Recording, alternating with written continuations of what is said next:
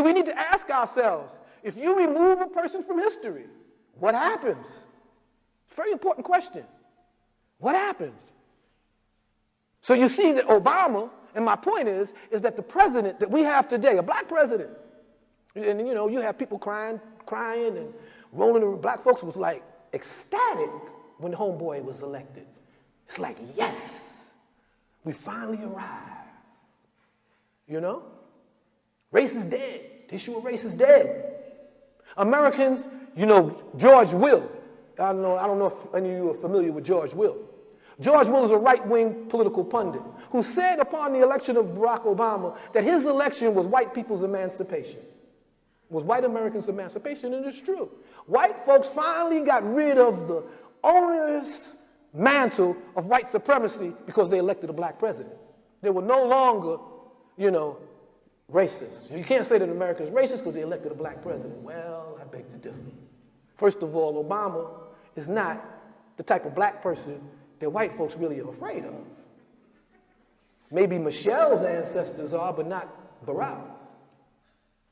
Barack doesn't have any bullwhip days in his background. His ancestors weren't on the plantation getting lashed and waterboarded. His father came from Kenya. He was raised in Hawaii by white parents and went to Harvard Law School. How many black folks you know in Harvard graduated from Harvard Law School? And it was president of the Harvard Law Review at that. Obviously, homeboy is a gifted, intelligent, and very articulate individual. But hey, man, so was Adolf Hitler. He was gifted, intelligent, and a very articulate individual. I mean, he led the whole German people to perdition. You can't get no more rhetorically effective than that when you leave people. I mean, that's like Jim Jones. So we need to understand that Barack Obama, and you know, I had this politician, this black politician the other day tell me, well, America, the reason why whites voted for Barack Obama in such large numbers was because they were tired of George Bush. And that their world around them was collapsing. You know, Fannie Mae went belly up. You know, mortgages were going up. People were not having jobs. And, you know, so white Americans were suffering, like we all were suffering. We were all feeling this pressure. So Barack comes along with a message of change, and white folks said, well, we really don't know. This guy is black. So let's give him the litmus test. What's your relationship to Farrakhan? Please, you know I'm not down with Farrakhan. Okay, you was in this church with Reverend Wright, and this guy talked about goddamn America. Do you say that? Well, I can no more denounce Reverend Wright or deny Reverend Wright than I can black people, but I'm not limited by them. Next question. Oh, well, he's cool. He's not a black nationalist. He's not an undercover black Muslim. You understand? So he's cool.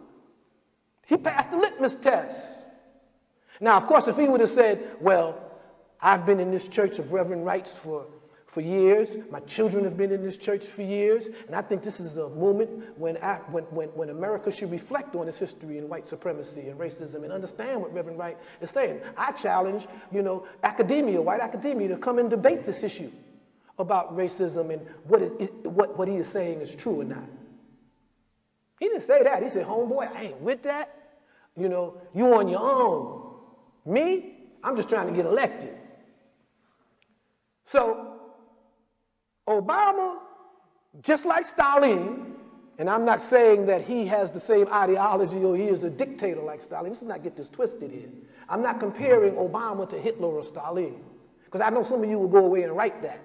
Bin Wahad came to Minneapolis and said that Obama was the same as Adolf Hitler. You think I'm joking? People will say that. And you're sitting here listening to me. Am I saying that? Am I saying that they are the same? I'm saying that the historical movement calls into existence the personalities and individuals that can take history to another level. That's what I'm saying. And be it villain or hero or shero, that historical movement does not distinguish, does not discriminate. And so white America did not vote for Obama because he was black. They voted for Obama because he represented the American dream. Dreams of my father, not nightmares of my ancestors.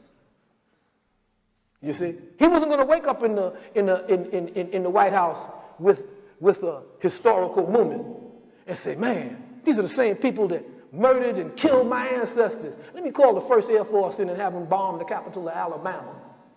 He wasn't going to get a flashback like that because it wasn't in his DNA. So white folks knew that what they were voting for was dreams of my father. Such a wonderful story. I mean, Hallmark, Disney could tell this story. It's a beautiful story. Father in the village in Kenya, and I could hear the music. And there's this father, you know, dreaming and wanting to be great. But you know his father used to be a member of the Mau Mau. You didn't know that part, did you? His father was a supporter of the Mau Mau. You know who the Mau Mau were in Kenya? The Mau Mau's had a philosophy. I guess this would sum it up. One settler, one bullet. The Mau Mau was the liberation movement of Kenya against the British occupation, against British colonialism. And most of the Mau Mau leaders, including Jomo Kenyatta, who would come to be president of Kenya, were thrown into jail by the British. So Obama's father was a pretty radical dude in Kenya. But then again I said he was raised where he was raised. His past, his history is what it is. And dreams of my father inspired white folks to transcend their fear of black people. Because here was the penultimate American story. I mean, you read the book, tears all in your eyes, you know, you start saying, oh man, this is wonderful. He overcame all of these things. I mean, he went to Harvard Law School, he went to Chicago. He became an activist. He could have been a member of any corporation. He could have been a corporate lawyer. If he'd have been a corporate lawyer, he would have never been president. We wouldn't be having this discussion. He went to Chicago to get trained by some of the baddest men in black politics. If you don't think that we've had some of the most heinous shysters in black politics to come out of Chicago, think again.